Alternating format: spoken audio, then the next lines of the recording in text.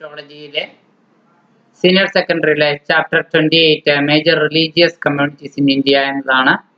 ഒത്തിരി മതങ്ങളെ കുറിച്ച് ഈ ചാപ്റ്റർ ചർച്ച ചെയ്യുന്ന ഇന്ത്യയിലെ നിലവിലുള്ള പല മതങ്ങളും ഈ ചർച്ചയ്ക്ക് കീഴിൽ വരുന്നുണ്ട്.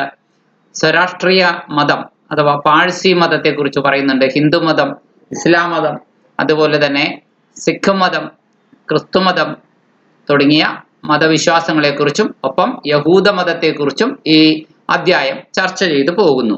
ഒന്നാമത്തെ ഒരു ഭാഗം നമ്മളിപ്പോൾ നോക്കുന്നത് സ്വരാഷ്ട്രീയ മതത്തെക്കുറിച്ചാണ്. ഇറാനിൽ ഉത്ഭവിച്ച ഒരു മതമാണ് സ്വരാഷ്ട്രീയ മതം. വളരെ പഴക്കമുള്ള ഏകദൈവ വിശ്വാസമുള്ള മതം എന്ന് വേണമെങ്കിൽ നമുക്ക് ഇതിനെക്കുറിച്ച് പറയാം. അസർബൈജാൻ എന്ന് പറയുന്ന പ്രദേശം, അവിടെയാണ് ഇറാനിൻ്റെ ആ ഭാഗത്താണ് ഈ സ്വരാഷ്ട്രീയ മതം രൂപപ്പെടുന്നത്.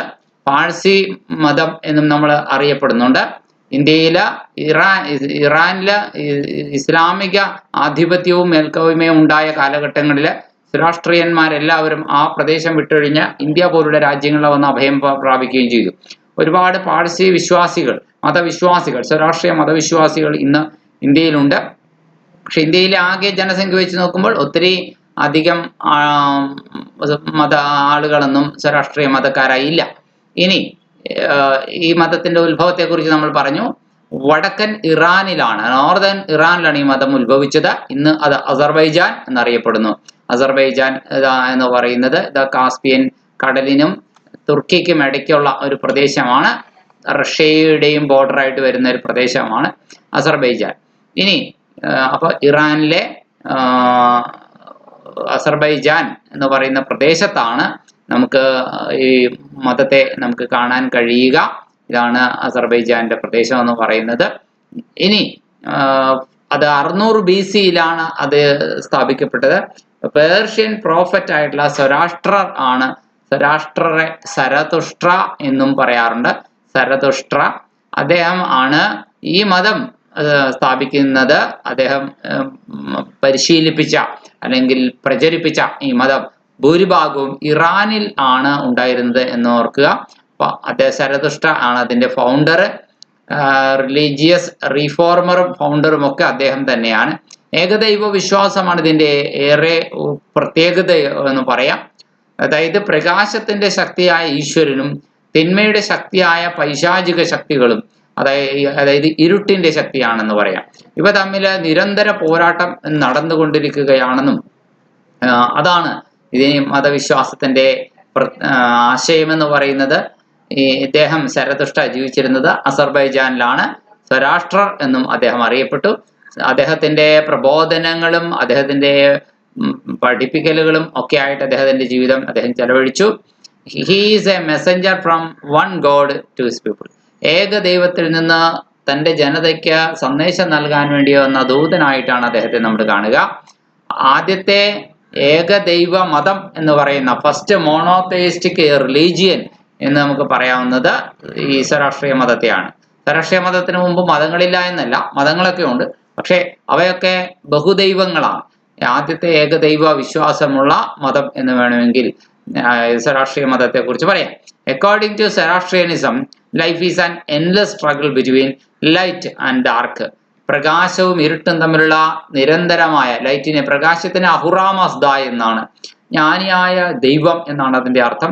ആൻഡ് ദ ഡാർക്ക് അഹ്റിമാൻ എന്ന് പറയുന്നത്. ഇവർ തമ്മിലുള്ള നിരന്തര പോരാട്ടമാണ് എന്ന് പറയുന്നത്. വെൻ എ പേഴ്സൺ ഡൈസ്, ഒരു വ്യക്തി മരിക്കുമ്പോൾ he or she can no longer fight the dark. പിന്നെ ആ മൃതശരീരത്തിന് പിന്നെ ഇരുട്ടിനോട് പൊരുതാനാവില്ല. അതുകൊണ്ട് therefore the body is consumed by dark forces. അയാളുടെ ശരീരം തീർച്ചയായും ഇരുട്ടിന്റെ ശക്തികൾ അത് ആഹരിക്കുന്നു. The elements like fire, earth and water are sacred to Zoroastrian philosophy. Zoroastrian തത്വചിന്ത അനുസരിച്ച് അഗ്നി, ഭൂമി, ജലം എന്നിവ വിശുദ്ധമാണ്. അഗ്നി, ഭൂമി, ജലം, വായു ഇതൊക്കെ അവര് വിശുദ്ധമായി കാണുന്ന കാര്യങ്ങൾ തന്നെയാണ്. Cremation or burial or even leaving the bodies in the sea is not encouraged. അതായത് വെള്ളത്തിൽ കൊണ്ടുപോയി ശരീരം ഒഴുക്കുകയോ അല്ലെങ്കിൽ ദഹിപ്പിക്കുകയോ മണ്ണിൽ കുഴിച്ചിടുകയോ ശരിയായ രീതിയാണെന്ന് അവർക്ക് തോന്നുന്നില്ല. അതുകൊണ്ട് which is consumed the body will now, അതായത് ഡാർക്ക്നെസ് മരണശേഷം ശരീരത്തിൽ കയറി പ്രവേശിക്കുമെന്നും അതുകൊണ്ട് തന്നെ body will now pollute these elements. ആ ശരീരം പിന്നെ മണ്ണിൽ കുഴിച്ചിടുകയോ വെള്ളത്തിലൊഴുക്കുകയോ ചെയ്താലൊക്കെ ആ ഘടകങ്ങളെ ശുദ്ധം എന്നും വിശുദ്ധമായി ഇരിക്കേണ്ടത് എന്നും കരുതുന്ന ഘടകങ്ങളെ അത് മലിനപ്പെടുത്തുമെന്നുമാണ് അവരുടെ വിശ്വാസം. Parsis keep their dead in dakhma. അപ്പോൾ പിന്നെ മരിച്ചവരെ അവരെന്താണ് ചെയ്യുക? ദഖാമകളിൽ സൂക്ഷിക്കുകയാണ്. Where they can be safely disposed by the hands of nature. പ്രകൃതിയുടെ കരങ്ങളാൽ സുരക്ഷിതമായി അവ വിതരണം ചെയ്യപ്പെടുമെന്ന് പറയുന്നു. By being slowly eaten by away by vultures. കഴുകന്മാരെ പോലുള്ള പക്ഷികൾ സാവധാനത്തിൽ ആ ശരീരത്തെ കഴിക്കും, ഭക്ഷിക്കും എന്ന് പറയുന്നത്. Till the body no longer exist. ഒടുവിൽ ആ ശരീരം ഇനി മേലാലില്ലാത്ത രീതിയിൽ അത് പൂർണ്ണമായും നാമാവശേഷമാകും. ഇവിടെ ചിത്രത്തിൽ കാണുന്നത് ദഖാമയിലേക്ക് ഒരു ഡെഡ് ബോഡി കൊണ്ടുപോയി കിടത്താൻ വേണ്ടി കൊണ്ടുപോകുന്ന ദൃശ്യമാണ്. ഇനി അവരുടെ ദൈവം, അവരുടെ ദൈവത്തെക്കുറിച്ച് അഹുറാമസ്ദയാണെന്ന് നമ്മൾ പറഞ്ഞു. ഇനി അവരുടെ വിശുദ്ധ ഗ്രന്ഥത്തിനെ പാഴ്സികൾ അല്ലെങ്കിൽ സ്വരാഷ്ട്രീയന്മാർ എന്താണ് പറയുക? അവസ്റ്റ, സെന്റ് അവസ്റ്റ എന്നൊക്കെ പറയും. ഇത് ആദ്യം 21 പുസ്തകങ്ങൾ ഉണ്ടായിരുന്നു. പക്ഷെ ഇന്നിപ്പോൾ അത് 17 പുസ്തകങ്ങൾ മാത്രമായിട്ട് ചുരുങ്ങിയിരിക്കുന്നു. ഇനി ഗാഥകൾ എന്ന് പറയുന്നത് എന്താണ്? The original teaching of Zarathustra. സ്വരാഷ്ട്രയുടെ original teachings are contained in Gathas. അത് ഗാഥകളിലായിട്ടാണ് കാണുന്നത്. Which are a part of Avesta. അത് അവസ്റ്റയുടെ ഭാഗമാണ്. സ്വരാഷ്ട്രിയൻ ഹോളി സ്ക്രിപ്ചർ ആണ് അവസ്റ്റ എന്ന് പറയുന്നത്. ഓക്കെ, അവസ്റ്റ എന്ന് പറഞ്ഞാൽ സ്വരാഷ്ട്രിയൻ വിശുദ്ധ പുസ്തകമാണ് നമ്മൾ പറയുന്നത്. അതിന്റെ ഭാഗമായിട്ട് ഗാഥകൾ എന്ന് പറയുന്ന ഒരു ഭാഗം കൂടിയുണ്ട്. അടുത്ത ചോദ്യം, വാട്ട് ഈസ് ദഖാമാസ്? ദഖാമാസ് എന്ന് പറഞ്ഞാൽ എന്താണ്? അതായത് നിശബ്ദതയുടെ ഗോപുരം എന്നറിയപ്പെടും. It is known as the tower of silence where the corpse of Parsis. പാഴ്സികളുടെ മൃതശരീരം, കോർപ്സ് എന്ന് പറഞ്ഞാൽ മൃതശരീരമാണ്. Is exposed. അത് അന്തരീക്ഷത്തിൽ തുറന്നു വയ്ക്കപ്പെടുന്നു, എക്സ്പോസ് ചെയ്യപ്പെടുന്നു. വിച്ച് അതിനെ ദ ബേർഡ്സ് ഈറ്റ് അവേ. പക്ഷികൾ ഭക്ഷിക്കുന്നു. അങ്ങനെയാണ്.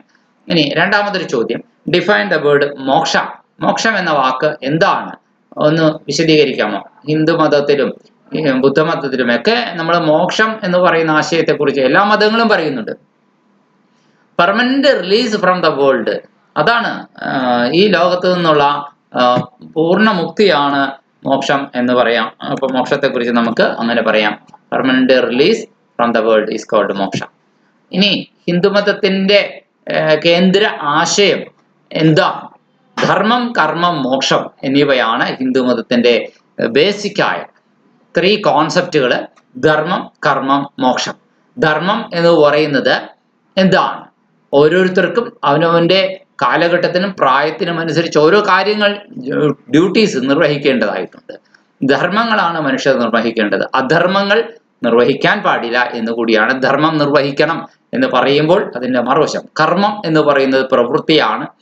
ഓരോരുത്തരും അവനവൻ്റെതായിട്ടുള്ള കർമ്മങ്ങളിൽ വ്യാപൃതരാകണമെന്നും ധർമ്മങ്ങളും കർമ്മങ്ങളും മോക്ഷത്തിൽ എത്തിച്ചേരാൻ വേണ്ടിയും കൂടി ആയിരിക്കണമെന്നുള്ള ബോധ്യത്തോടു കൂടിയാണ് ജീവിക്കേണ്ടതെന്നുമാണ്.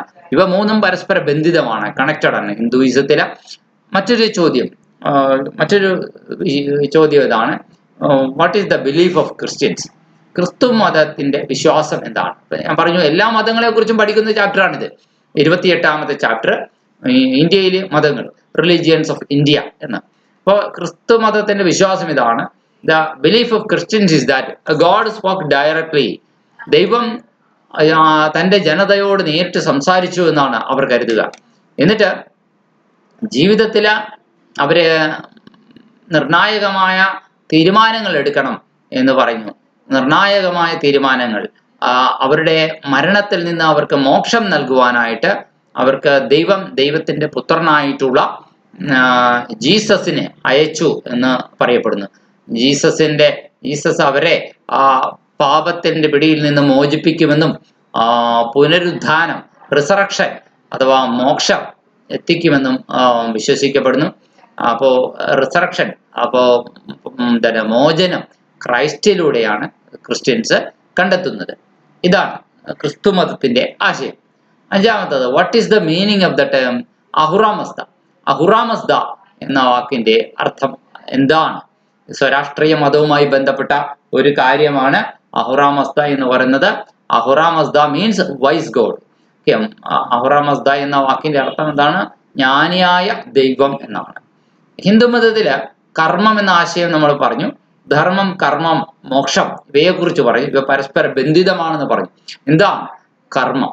The net balance of good and bad deeds. മനുഷ്യര് നല്ല കാര്യങ്ങളും ചീത്ത കാര്യങ്ങളും ഒക്കെ ചെയ്യുന്നുണ്ട്, കഴിഞ്ഞ ജന്മത്തിലും ഈ ജന്മത്തിലും ഒക്കെ ആയിട്ട്. അപ്പൊ കഴിഞ്ഞ ജന്മത്തിലെ പ്രീവിയസ് ബർത്തിലെ ആ നന്മ തിന്മകളുടെ നെറ്റ് ബാലൻസ്, ആകെ തുകയുടെ മിച്ചം എന്ന് പറയുന്നത്, അതാണ് കർമ്മഫലം എന്ന് പറയുന്നത്. ഓക്കെ, അപ്പോ കർമ്മം എന്നതുകൊണ്ട് അതാണ് ഉദ്ദേശിക്കുന്നത്. ഓരോ ജന്മങ്ങളിലും ആ കർമ്മഫലത്തിനനുസരിച്ച് പുതിയ ജന്മങ്ങൾ ഉണ്ടാകുന്നു എന്ന് പറയപ്പെടുന്നു, അല്ലെങ്കിൽ പുതിയ ജന്മങ്ങളിൽ അനുഭവങ്ങൾ ഉണ്ടാകുന്നു എന്ന് പറയപ്പെടുന്നു. ധർമ്മം എന്താണ്? Define dharma. The word dharma means duty, അതായത് കടമയാണ്. And each individual is advised to live according to the duty laid down for one's caste. ഓരോരുത്തരും, ഓരോ വ്യക്തിയും അവന്റെ മതം അനുശാസിക്കുന്നതും ജാതി നിഷ്കർഷിക്കുന്നതുമായിട്ടുള്ള ഡ്യൂട്ടി, അതുപോലെ തന്നെ അവൻ ആണോ പെണ്ണോ, അവൻ ജനിച്ചത് ഏത് രീതിയിൽ, അതിനനുസരിച്ച് അവൻ തൻ്റെതായ ഡ്യൂട്ടി നിർവഹിക്കണം.